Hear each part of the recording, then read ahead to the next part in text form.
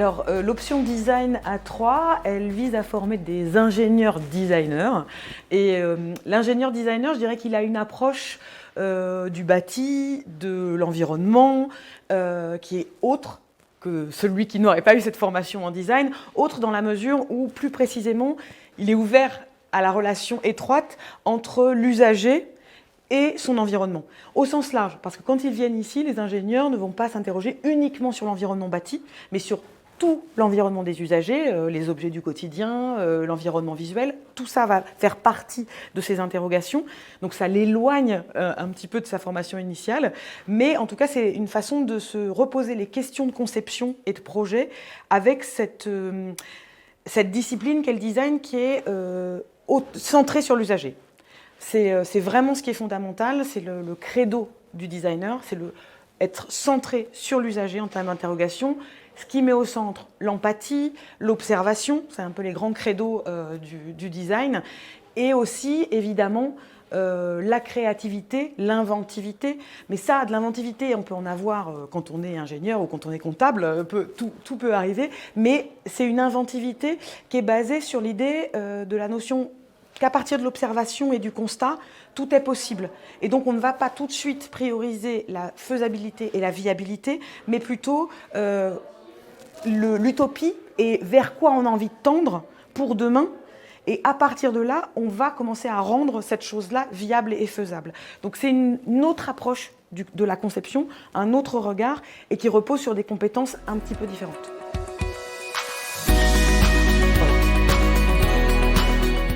Alors, développement de compétences, je dirais que ça repose sur essentiellement peut-être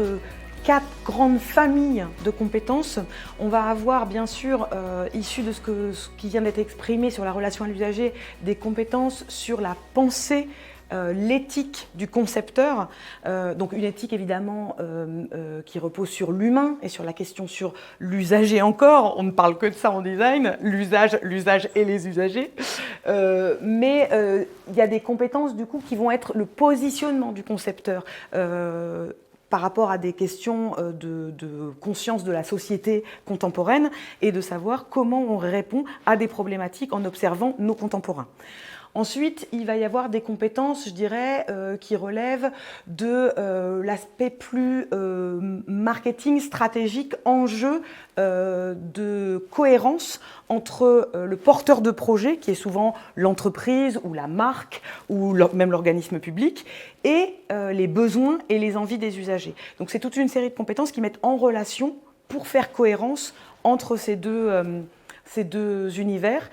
Évidemment, vous avez toute une série de modules de cours qui reposent sur les méthodologies de créativité. Où est-ce qu'on va chercher la créativité? Comment on l'anime? Comment on déverrouille justement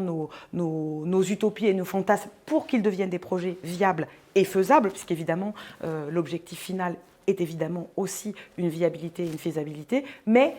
une forme de désirabilité et qui souvent ça est lié aussi avec des compétences qu'ils vont acquérir de culture de la forme, de ce qu'on appelle la culture du designer aussi, de l'esthétique. Et ça, c'est des choses qui rendent en fait la conception un petit peu différente peut-être qu'une caricature un peu technocentrée encore de l'approche ingénierie.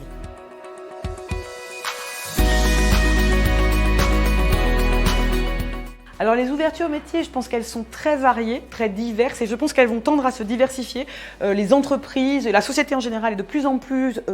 demandeuse de l'approche design. Et sans vouloir en faire une caricature, je pense qu'il y a une sensibilité et il y a une écoute de ceux pour qui on conçoit qui est particulière chez les designers. Et ça, je pense que ça permet à vous, étudiants,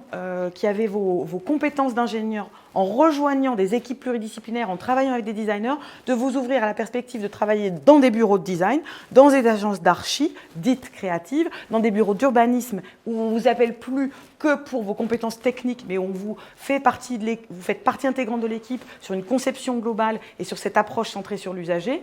Et enfin, dans des bureaux de R&D, vous pourrez avoir un rôle aussi plus global et avoir cette dimension qui va être attractive par rapport à vos collègues qui seront avec un parcours strictement ingénieur.